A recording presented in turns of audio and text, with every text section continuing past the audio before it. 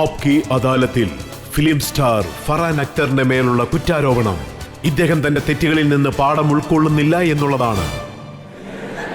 ഫർഹാൻ അക്തർ നമ്മൾ ലക്ഷ് പടത്തെക്കുറിച്ചാണ് സംസാരിച്ചുകൊണ്ടിരിക്കുന്നത്. ശരിക്കും hard work ചെയ്തു, പല മാസങ്ങൾ ലഡാക്കിൽ വർക്ക് ചെയ്യേണ്ടി വന്നു. അമിതാഭ് ബച്ചന്റെ സമയവും വേസ്റ്റ് ചെയ്തു. പക്ഷേ ആ സിനിമ ശരിക്കും ഓടിയില്ല. അതായത് ഞങ്ങൾ എന്താ വിചാരിച്ചതെന്ന് വെച്ചാൽ ആ ഒരു പടം ബോക്സ് ഓഫീസിലൊരു നല്ല ബിസിനസ് തന്നെ ചെയ്യണമെന്നായിരുന്നു. പക്ഷേ നിർഭാഗ്യവശാൽ അതൊരു നല്ല ബിസിനസ്സായി മാറിയില്ല. അതിനുശേഷം പിന്നെ രജത് സാർ, എനിക്ക് എന്താ പറയേണ്ടതെന്നറിയില്ല, എൻ്റെ ഹൃദയമാകെ തകർന്നതുപോലെയായി. അതായത് കുട്ടിക്കാലത്തൊക്കെ എല്ലാവരും നമ്മളോട് പറയാറ്, നമ്മൾ കഠിനമായി ആത്മാർത്ഥമായിട്ട് അധ്വാനിക്കുകയാണെങ്കിൽ അതിൻ്റെ റിസൾട്ട് എപ്പോഴും നമുക്ക് നല്ലതായിട്ട് തന്നെ വരുമെന്ന്. പക്ഷെ ഞാൻ മനസ്സിലാക്കിയത് ആ പറഞ്ഞ പോലെ തന്നെ എല്ലായ്പ്പോഴും നടക്കണമെന്നില്ല. പിന്നെ ഈ ലോകത്ത് എന്ത് തന്നെ സംഭവിച്ചാലും നമ്മൾ വീണ്ടും വീണ്ടും നമ്മളെ ഉയർത്തെഴുന്നേൽപ്പിച്ചുകൊണ്ടേയിരിക്കണം. പതുക്കെ പതുക്കെ നമ്മൾ മുന്നോട്ട് തന്നെ പോകണം. പക്ഷെ ആ ഒരു സങ്കടം എൻ്റെ മനസ്സിൽ ഒരുപാട് വർഷം നീണ്ടു നിന്നു. ആ പടം IMIയിൽ ഷൂട്ട് ചെയ്തത് ഞങ്ങൾ 2003 പടം 2004 റിലീസായി. 2017 ഞാൻ ഡെറാഡൂണിൽ പോയിരുന്നു. അന്ന് അവിടെ എൻ്റെ ഒരു മ്യൂസിക് കോൺസേർട്ട് ഒന്നുണ്ടായിരുന്നു. സോ അന്ന് ഞാൻ 13 വർഷങ്ങൾക്ക് ശേഷമാണ് ഡെറാഡൂണിലേക്ക് വീണ്ടും പോകുന്നത്.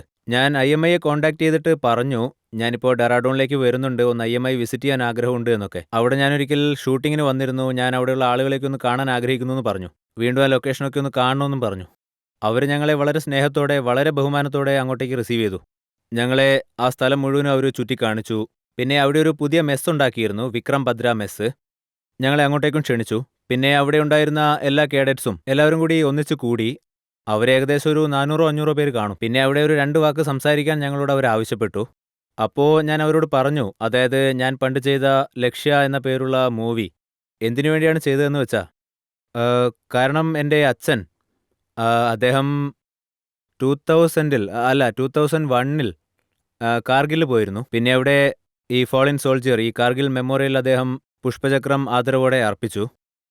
പിന്നെ അവിടെ വെച്ച് ഒരു ഹൈ റാങ്കുള്ള ഓഫീസറിനെ കണ്ടുമുട്ടുകയുണ്ടായി. അദ്ദേഹം എൻ്റെ അച്ഛനോട് പറഞ്ഞ കാര്യം നിങ്ങളിപ്പോൾ കണ്ടുകൊണ്ടിരിക്കുന്നില്ലേ അമിത് സാർ, ലോകം മുഴുവനും അല്ലെങ്കിൽ എല്ലാ സമൂഹങ്ങളും ഇന്ന് ഇന്ത്യൻ ആർമിയെ വളരെ ആദരവോടുകൂടിയാണ് കാണുന്നത്. ഞങ്ങൾ പറ്റാത്തൊരു കാര്യം ചെയ്ത് കാണിച്ചു എന്നാണ് ജനങ്ങൾ പറയുന്നത്. അതായത് സോൾജേഴ്സ് ഫൈറ്റ് ചെയ്യുന്നു അപ് ഹിൽ, അത് ശരിക്കും വളരെ കഠിനമാണ്. എന്നിരുന്നാലും ഞങ്ങളുടെ ആ ഒരു മിഷൻ ഉണ്ടല്ലോ, അത് എങ്ങനെയായാലും പൂർത്തിയാക്കണമെന്ന ചിന്ത. പക്ഷേ ഇത്രയേറെ അഭിനന്ദനങ്ങളൊക്കെ ഉണ്ടെങ്കിലും ഇവിടെയുള്ള ഈ ഓഫീസറുകളുടെ എണ്ണം, പ്രത്യേകിച്ച് ഈ യുവാക്കളായ ഓഫീസറുകളുടെ എണ്ണത്തിൽ വർഷാവർഷം വലിയ കുറവുണ്ടാവുന്നുണ്ട്. അതായത് ജനങ്ങൾക്ക് കരിയർ ഓപ്ഷൻ വളരെ കുറയുന്നുണ്ട്.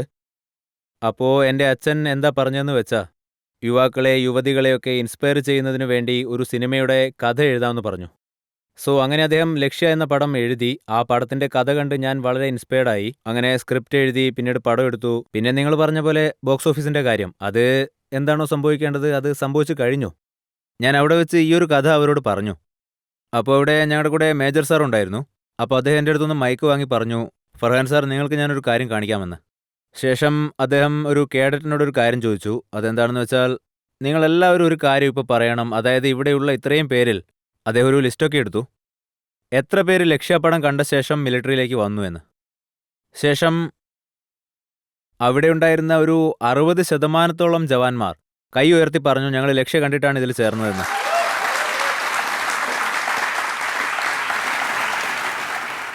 സോ ആ ഒരു നിമിഷത്തിൽ, ആ ഒരു സന്ദർഭത്തിൽ എനിക്ക് എന്താണ് തോന്നിയതെന്ന് വെച്ചാൽ, ഞാൻ ഏത് കാര്യത്തിനെ പറ്റിയാണോ ഇത്രയും കാലം ഒരു ഫെയിലിയർ ആയിരുന്നു എന്ന് ചിന്തിച്ചത്, അത് ആക്ച്വലി ഫെയിലിയർ ആയിരുന്നില്ല.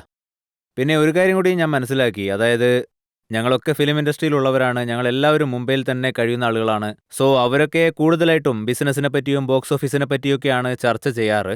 സോ ചിലപ്പോഴൊക്കെ നമ്മൾ ഈ കാര്യം മറന്നു പോവും. അതായത് ഒരു പടത്തിൻ്റെ ഒരു എഫക്റ്റ് ഉണ്ടല്ലോ, അത് തീർച്ചയായും സമൂഹത്തിൽ ഉണ്ടാവുമെന്ന്. അത് പലതരത്തിൽ ഡീപ്പായിട്ട് പല ആളുകളെയും വലിയ രീതിയിൽ ഇൻഫ്ലുവൻസ് ചെയ്യും. സോ എനിക്ക് അതൊരു റിമൈൻഡർ പോലെയായിരുന്നു. ഇനി അങ്ങോട്ട് ഞാൻ ഏത് ജോലി ചെയ്താലും, അതായത് ഇനി ഏതൊക്കെ പടങ്ങൾ എടുത്താലും, ഞാൻ ഈ ഒരു വീക്കെൻഡ് കളക്ഷൻ എത്രയാണെന്ന ഒരു ചിന്തയിൽ മാത്രം ഒതുങ്ങിക്കൂടാൻ പാടില്ല. ഞാൻ നന്നായിട്ട് വർക്ക് ചെയ്യണം. എൻ്റെ സ്ക്രിപ്റ്റിനെ പറ്റി ഞാൻ തന്നെ തീരുമാനിക്കണം. കാരണം അതിന് അതിൻ്റേതായ ഒരു ഓഡിയൻസ് സമൂഹം ഉണ്ട്.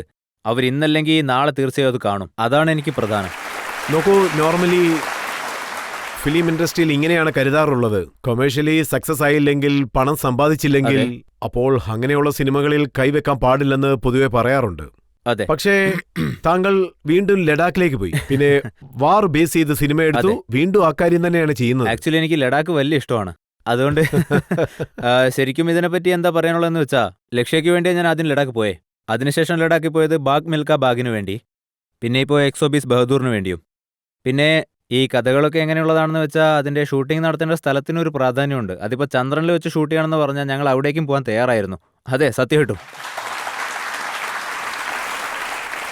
കാരണം ജനങ്ങൾ അവരുടെ ഒരു ടൈപ്പ്, അവർ എങ്ങനെയുള്ളവരാണെന്ന് വെച്ചാൽ അവർ ധൈര്യമുള്ളവരാണ്. എന്ന് വെച്ചാൽ അവരുടെ നേട്ടങ്ങൾ, അവരെത്തരം പോരാട്ടങ്ങൾ നടത്തിയിട്ടുണ്ട്, അവരുടെ ധൈര്യം എത്രമാത്രമാണ്. അവർ നമ്മളെ ഒരു ആർട്ടിസ്റ്റായിട്ടങ്ങ് ക്യാരി ചെയ്തു. അത് 1962 നടന്നതാണെങ്കിലും അതിൻ്റെ ഒരു ഫീലിംഗ്, ആ ഒരു എനർജി, ഇതൊക്കെ ഉണ്ടല്ലോ. ആ ഒരു കഥ, സ്ക്രിപ്റ്റ് കേൾക്കുന്ന സമയത്ത് ഓട്ടോമാറ്റിക്കായി നമ്മുടെ ഉള്ളിലേക്കും വരും. അതുകൊണ്ട് തന്നെ നമ്മൾക്ക് എന്താ തോന്നുകയെന്ന് വെച്ചാൽ എവിടെ പോകണമെങ്കിലും, ഇനിയിപ്പോൾ -10 പോയി ഷൂട്ട് ചെയ്യണമെങ്കിലും അതൊന്നും ഒരു പ്രശ്നമല്ല. ദിവസവും പുലർച്ചെ തന്നെ എഴുന്നേൽക്കണമെന്ന് പറഞ്ഞാലും 2-3 മണിക്കൊക്കെ ലൊക്കേഷനിൽ പോകണമെന്ന് പറഞ്ഞാലും ഒരു പ്രശ്നവുമില്ല, നമ്മളതിനെപ്പറ്റി ചിന്തിക്കില്ല. സോ എനിക്ക് വലിയ സന്തോഷമുണ്ട് ഞാൻ ആ ഒരു പടം എടുത്തു എന്നതിൽ. പിന്നെ ആ ഒരു കഥ പല വർഷം മുന്നേ എടുക്കേണ്ട ഒന്നായിരുന്നു. പക്ഷേ ഇന്നാണ് അത് എടുക്കാൻ കഴിഞ്ഞത്. എന്നാലും അത് ഓർത്തെനിക്ക് അഭിമാനമുണ്ട്. 7 വർഷത്തിന് മുമ്പ് ഹക്കീക്കട്ട് സിനിമ എടുത്തു. അതെ.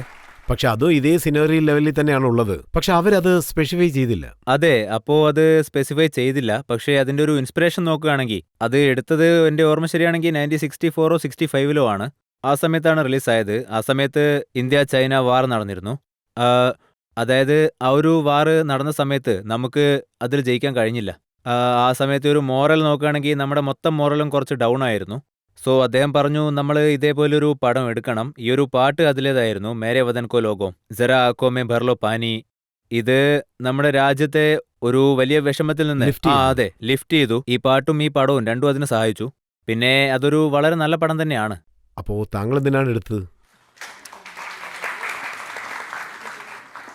സാർ, അത് വളരെ നല്ലൊരു പടമായിരുന്നു. പക്ഷേ ഒരു ഡിഫറെന്റ് പീരീഡിലാണ് എടുത്തതെന്ന് പറയാം. അല്ലല്ല, ഞാൻ എന്തിനാണ് ചോദിക്കുന്നതെന്ന് വെച്ചാ ഓപ്പറേഷൻ സിന്ദൂറിനെ കുറിച്ച് എടുക്കാമായിരുന്നു.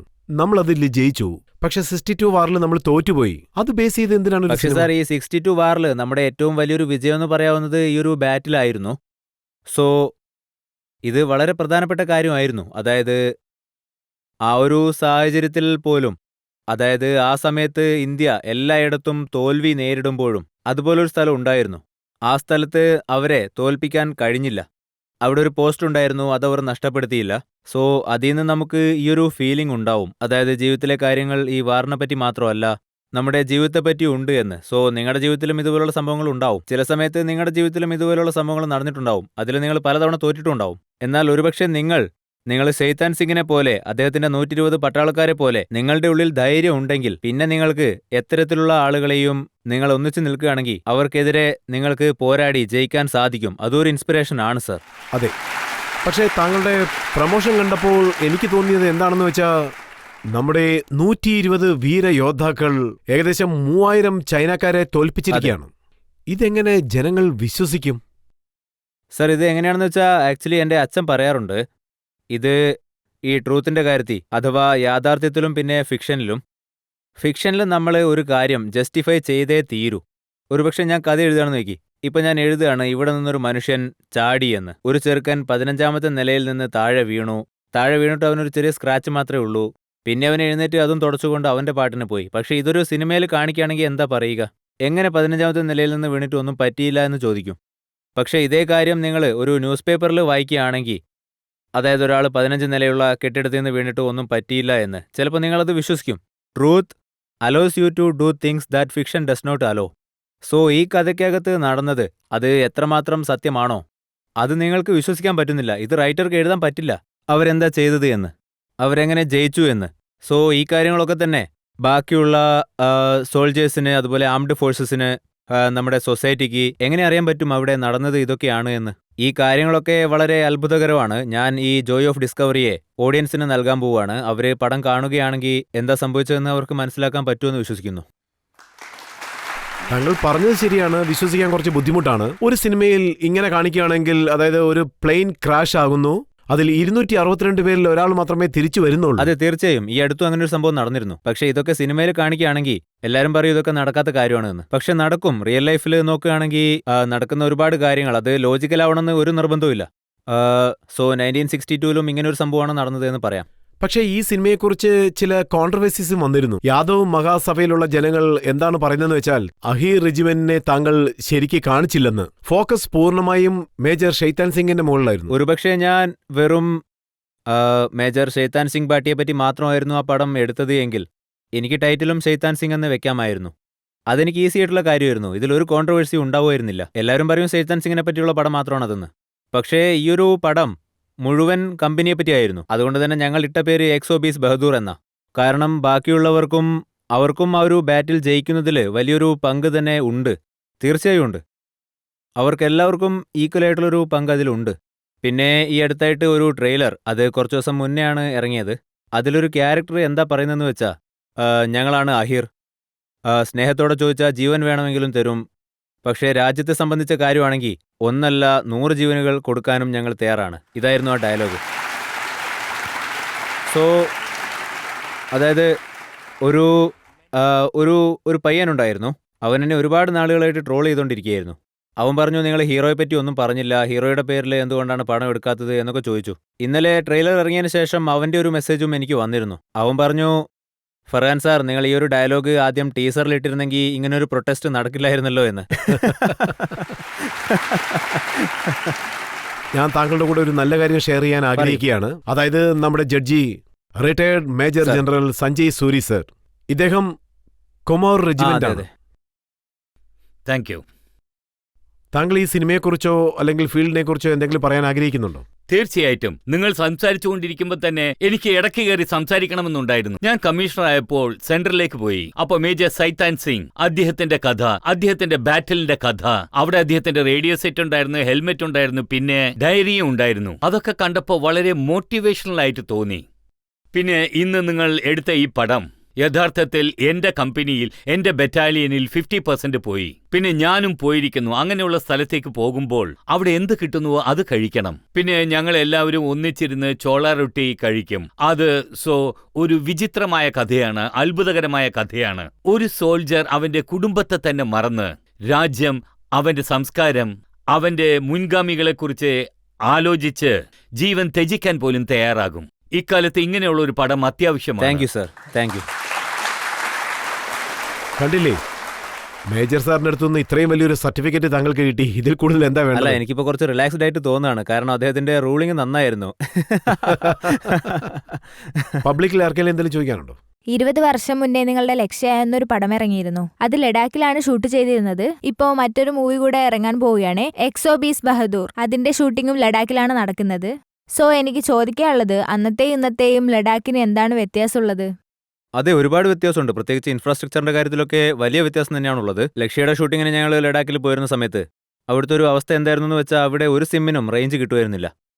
ഞങ്ങളൊക്കെ ഷൂട്ടിംഗ് കഴിഞ്ഞിട്ട് ഒരു ക്യൂവിൽ നിൽക്കണം. അവിടെ ഹോട്ടലിന്റെ പുറത്ത് ഒരു PC ഉണ്ടായിരുന്നു. അവിടുന്ന് മാത്രമേ ഞങ്ങൾക്ക് വീട്ടിലേക്ക് വിളിക്കാൻ പറ്റൂ. ബച്ചൻ സാറിന്റെ കയ്യിൽ മാത്രമേ അന്നൊരു സാറ്റലൈറ്റ് ഫോൺ ഉണ്ടായിരുന്നുള്ളൂ. അദ്ദേഹം അതിൽ സംസാരിക്കും. പക്ഷേ അവിടെ ഇന്ന് നോക്കുകയാണെങ്കിൽ ഇൻഫ്രാസ്ട്രക്ചർ ഒരുപാട് ഡെവലപ്പ് ആയിട്ടുണ്ട്. അവിടുത്തെ റോഡ്സ്, പിന്നെ കണക്ടിവിറ്റി എല്ലാം തന്നെ ഡെവലപ്പ് ആയിട്ടുണ്ട്. പിന്നെ ഒരു കാര്യം, അത് അന്നായാലും ശരി ഇന്നായാലും ശരി ഒരേപോലെ സെയിം ആയിട്ട് തന്നെയുണ്ട്. അത് ലഡാക്കിലെ ജനങ്ങളുടെ ഹോസ്പിറ്റാലിറ്റിയും അവരുടെ സ്നേഹവുമാണ്. അതിനൊരു മാറ്റവുമില്ല. ഭാഗ് മിൽഖ ഭാഗ് സിനിമയെക്കുറിച്ച് താങ്കൾ പറഞ്ഞിരുന്നു. അതായത് ലഡാക്കിലാണ് സിനിമയുടെ കൂടുതൽ ഷൂട്ടിംഗ് നടന്നതെന്ന്. പിന്നെ ആ സിനിമയിൽ 17 വയസ്സ് തോന്നിക്കുന്ന ഒരു വ്യക്തി റിക്രൂട്ട് റോൾ ചെയ്യണം. പിന്നെ ആ റോളിനുള്ളിലേക്ക് പോകുന്നത് വളരെ ചാലഞ്ചിങ് ആയിരിക്കും അല്ലേ? സാർ, ചാലഞ്ചിങ് തന്നെയായിരുന്നു. പക്ഷേ ഞാൻ മിൽഖ സിംഗ് സാറിനെ കണ്ടുമുട്ടിയപ്പോൾ അതൊരു ഇൻട്രസ്റ്റിംഗ് സ്റ്റോറി ആയിരുന്നു. അത് ഞാൻ അദ്ദേഹത്തെ കാണാനായിട്ട് ചണ്ഡീഗഡിൽ പോയിരുന്നു. പക്ഷേ അന്ന് അദ്ദേഹത്തിന് സുഖമില്ലായിരുന്നു. സോ അന്ന് അദ്ദേഹം എന്നോട് പറഞ്ഞു, നിങ്ങൾ ഇന്നത്തെ ദിവസം വരരുത്. അദ്ദേഹത്തിൻ്റെ അസുഖം മാറിയ ശേഷം അദ്ദേഹം തന്നെ മുംബൈയിലേക്ക് വരാമെന്നും പറഞ്ഞു. പിന്നെ ഞാൻ എൻ്റെ പ്രാക്ടീസുകൾ തുടർന്നു. ഞാൻ ദിവസവും രാവിലെ 8 മാസത്തോളം ദിവസവും രാവിലെ 4 മണിക്കൊക്കെ എഴുന്നേൽക്കാറുണ്ടായിരുന്നു. പിന്നെ മുംബൈയിലെ ഒരു സ്ഥലമുണ്ട്, പ്രിയദർശിനി പാർക്ക്. അവിടെ 400 മീറ്ററിൻ്റെ ഒരു ട്രാക്ക് ഉണ്ട്. അവിടെ ഞാനൊരു 5 മണിക്കൊക്കെ പോവും. പിന്നെ 5 മണി മുതൽ 8 മണി വരെ എല്ലാ ദിവസവും രാവിലെ ഫോർ 8 months ദിവസവും ഞാൻ അവിടെ പോയി ട്രാക്ക് ആൻഡ് ഫീൽഡ് ട്രെയിനിങ് എടുത്തു. സോ ഞാൻ എന്നത്തെയും പോലെ അവിടെ ഒരു ദിവസം ട്രെയിനിങ് എടുക്കുകയായിരുന്നു. ആ സമയത്ത് സഡൻലി ഒരു ശബ്ദം കേട്ടു. അത് എങ്ങനെയായിരുന്നു എന്ന് വെച്ചാൽ അവിടെ പോലീസിലേക്കുള്ള റണ്ണേഴ്സ് ഉണ്ടായിരുന്നു, വെസ്റ്റേൺ റെയിൽവേ റണ്ണേഴ്സ് ഉണ്ടായിരുന്നു, പിന്നെ ആർമിയുടെയും നേവിയുടെയും ഒക്കെ റണ്ണേഴ്സ് ഉണ്ടായിരുന്നു. അവരൊക്കെ തന്നെ പ്രൊഫഷണൽ അത്ലറ്റ്സ് ആയിരുന്നു. അവിടെ പെട്ടെന്ന് എല്ലാവരും കൂടി എന്തൊക്കെയോ പറയാൻ തുടങ്ങി. ഞാൻ അവിടെ ഉണ്ടായിരുന്ന ഒരാളോട് ചോദിച്ചു എന്താ സംഭവം എന്ന്. അപ്പോൾ ഒരാൾ പറഞ്ഞു അവിടെ മിൽഖാജി വന്നിട്ടുണ്ട് എന്ന്. അദ്ദേഹം അന്ന് അവിടെ വരുമെന്ന് എനിക്കറിയില്ലായിരുന്നു. മിൽഖ സാർ വന്നത് ട്രാക്ക് സൂട്ടിലായിരുന്നു. അങ്ങനെ മിൽഖ സാർ അവിടെ ട്രാക്ക് സൂട്ടിൽ വന്നു. അദ്ദേഹം പ്രിയദർശിനി പാർക്കിന്റെ അകത്തേക്ക് എൻ്റർ ആയതിനു ശേഷം അവിടെ ഉണ്ടായിരുന്ന എല്ലാ അത്ലറ്റ്സും പോയിട്ട് അദ്ദേഹത്തിന്റെ കാലിൽ തൊട്ട് അനുഗ്രഹം വാങ്ങിക്കാൻ തുടങ്ങി. എല്ലാവരും അദ്ദേഹമായിട്ട് ഇന്ററാക്ട് ചെയ്തു. പിന്നെ മിൽഖ സാറും എല്ലാവരുമായിട്ടും പേഴ്സണലായിട്ട് കൂടി സംസാരിക്കുകയും ചെയ്തു.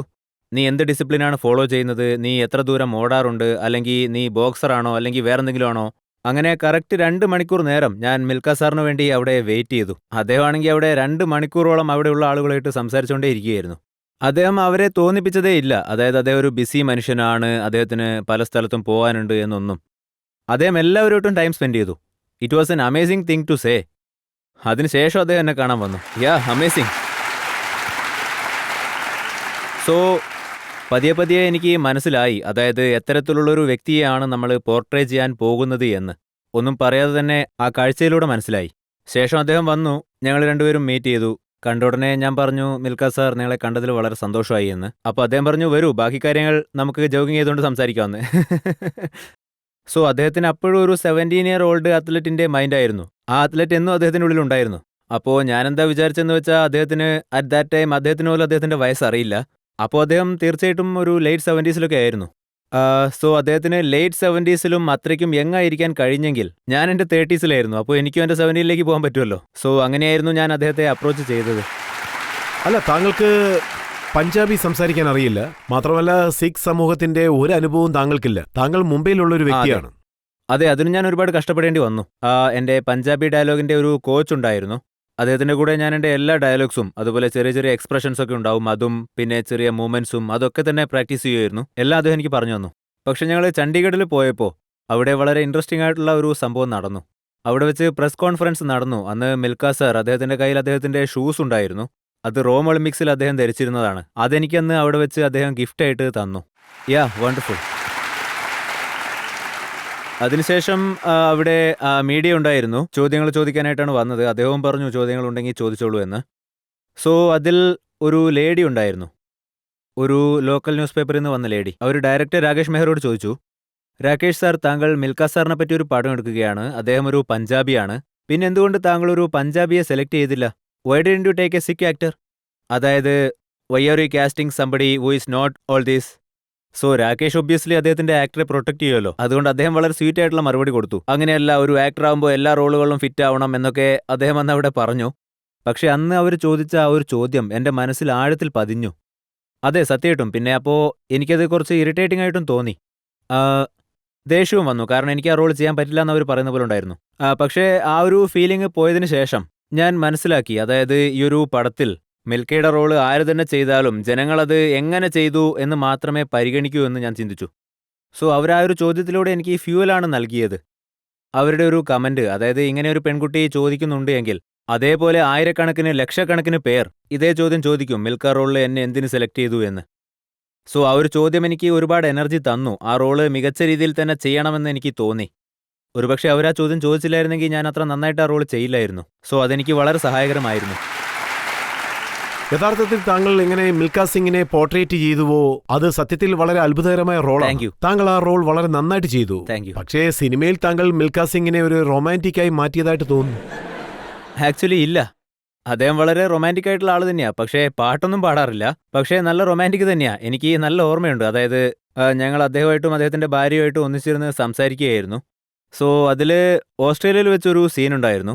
ആ സീന് എന്തായിരുന്നു എന്ന് വെച്ചാൽ, അദ്ദേഹം ഓസ്ട്രേലിയയിൽ വെച്ച് ഒരു പെൺകുട്ടിയെ കണ്ടുമുട്ടുകയാണ്. അങ്ങനെ അതുമായിട്ട് ബന്ധപ്പെട്ട് ഒരു റൊമാൻറ്റിക് സീനും ഉണ്ട് ഓസ്ട്രേലിയയിൽ വെച്ച്. അത് കാരണം അദ്ദേഹത്തിന്റെ ഫോക്കസ് സ്പോർട്സിൽ നിന്ന് ഔട്ടാവും. സോ രാകേഷ് പറഞ്ഞു, ആ ഒരു സീനിൽ മാത്രം ഈ കിസ്സിംഗ് ഒക്കെ കുറച്ച് കൂടുതലായിട്ട് കാണിക്കാനുണ്ട് എന്ന്. അപ്പോൾ ഞാൻ ചോദിച്ചു, അതായത് മിൽഖ സാറിൻ്റെയും ആൻറ്റിയുടെ ഇടയ്ക്ക് ഇങ്ങനെയൊക്കെ സംഭവിച്ചു എന്നാണോ പറഞ്ഞു വരുന്നത് എന്ന്. സോ ഞാൻ ആദ്യം തന്നെ അദ്ദേഹത്തോട് ചോദിച്ചു, അതായത് ഞങ്ങൾ ഈ ഒരു സീനൊക്കെ ഈ സിനിമയിൽ കാണിക്കുന്നുണ്ട്, നിങ്ങൾ കംഫർട്ടബിൾ ആണോ എന്ന്. അപ്പോൾ മിൽഖ സാർ വല്ലാണ്ട് ബ്ലഷ്ഡായി. അദ്ദേഹത്തെ ഇങ്ങനെ ചിരിച്ചോണ്ടേയിരുന്നു. മുഖമാകെ അങ്ങ് ചുവന്ന് തുടുത്തു. And he was smiling. ആൻറ്റിയും ഒരു ബെസ്റ്റ് ആൻസർ തന്നെ തന്നു. ഇല്ലില്ല, നിങ്ങളത് കാണിക്കണം. ഇതിനു മുന്നേ ഇദ്ദേഹത്തിന് എത്ര അഫെയർസ് ഉണ്ടോ അതൊക്കെ കാണിക്കണം. അതായത് ഞങ്ങളുടെ കല്യാണത്തിന് മുന്നേ എത്രയൊക്കെ. അതായത് സത്യം പറഞ്ഞാൽ അദ്ദേഹത്തിന് മുന്നേ ഒരുപാട് അഫയേഴ്സ് ഉണ്ടായിരുന്നു. പക്ഷേ ഞാൻ വന്നതിന് ശേഷം എല്ലാം സ്റ്റോപ്പായി. അതിന് മുന്നേ ഒരുപാട് ഉണ്ടായിരുന്നു. അത് പറഞ്ഞപ്പോഴാണ് ഞാനൊന്ന് റിലാക്സ്ഡ് ആയത്. അതായത് ഉണ്ട്, അദ്ദേഹത്തിന്റെ ഉള്ളിൽ ഒരുപാട് റൊമാൻറ്റിക് ഹിസ്റ്ററി ഉണ്ട്. അപ്പോ ഫിലിം റിലീസായതിനു ശേഷം താങ്കൾ അദ്ദേഹത്തെ കണ്ടിരുന്നു? അതെ അതെ, നേരിട്ട്? അതിനുശേഷം ഞാൻ അദ്ദേഹത്തെ ഒരുപാട് തവണ കണ്ടു. ഞങ്ങൾ ഒന്നിച്ച് ലണ്ടനിലേക്ക് പോയി.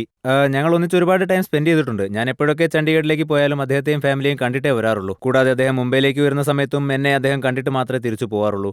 അതായത് അതിനുശേഷവും ഞങ്ങൾ ഒരുപാട് തവണ കണ്ടിട്ടുണ്ട്. ഫോണിലും സംസാരിക്കുമായിരുന്നു. പിന്നീടാണ് ഇതിൽ ഒരുപാട് വിഷമമുണ്ടാക്കുന്ന ഒരു കാര്യം സംഭവിച്ചത്. അതായത് കോവിഡിന്റെ സമയത്ത്, അതായത് കോവിഡ് ബാധിച്ച് അദ്ദേഹം മരണപ്പെട്ടു. അദ്ദേഹത്തിന്റെ ഒപ്പം തന്നെ അദ്ദേഹത്തിന്റെ ഭാര്യയും മരണപ്പെട്ടു. അത് സത്യം പറഞ്ഞ ആ സമയത്ത് വല്ലാത്തൊരു പ്രയാസം ഉണ്ടാക്കി. അദ്ദേഹത്തിന്റെ അടുത്ത് അവസാനമായിട്ട് എപ്പോഴാണ് സംസാരിച്ചത്? അദ്ദേഹമായിട്ട് ഞാൻ അവസാനമായിട്ട് സംസാരിച്ചത് അദ്ദേഹം ചണ്ഡീഗഡിലെ ഹോസ്പിറ്റലായിരുന്നു. എനിക്ക് പോകാൻ കഴിഞ്ഞില്ല, കാരണം എല്ലാം ക്ലോസ്ഡ് ആയിരുന്നു. ഫ്ലൈറ്റിൽ പോലും പോകാൻ പറ്റില്ലായിരുന്നു. പോകാൻ ഒരു സാധ്യതയും ഇല്ലാതായിപ്പോയി. പക്ഷേ ഒരു ദിവസം അദ്ദേഹത്തിൻ്റെ മകൾ സോണിയ, ഞങ്ങൾ വളരെ ക്ലോസ് ആണ്, എനിക്ക് പെങ്ങളെ പോലെയായിരുന്നു. ഞങ്ങൾ ഒരു ഫാമിലിയെ പോലെയായിരുന്നു. ഒരു ദിവസം അവൾ എന്നെ ഫോൺ വിളിച്ചു. അവർ ഹോസ്പിറ്റലാണെന്ന് എനിക്ക് അറിയാമായിരുന്നു. ഞാനും ഇടയ്ക്കിടയ്ക്ക് ഫോൺ വിളിക്കാറുണ്ടായിരുന്നു, അവർക്ക് എങ്ങനെയുണ്ട് എന്നൊക്കെ ചോദിച്ചുകൊണ്ട്. അവരുടെ അവസ്ഥ അപ്പ് ഡൗൺ ആയിക്കൊണ്ടിരുന്നു. ഒരു ദിവസം ബെറ്റർ ആവും, അടുത്ത ദിവസം മോശമാവും. അങ്ങനെ ഇരിക്കെ അവൾ ഒരു ദിവസം എന്നെ വിളിച്ച് പറഞ്ഞു, അതായത് ഡോക്ടർ എന്താ പറഞ്ഞതെന്ന് വെച്ചാൽ അദ്ദേഹം he doesn't have much time now. പിന്നെ അദ്ദേഹത്തിൻ്റെ ഫോൺ, സോറി,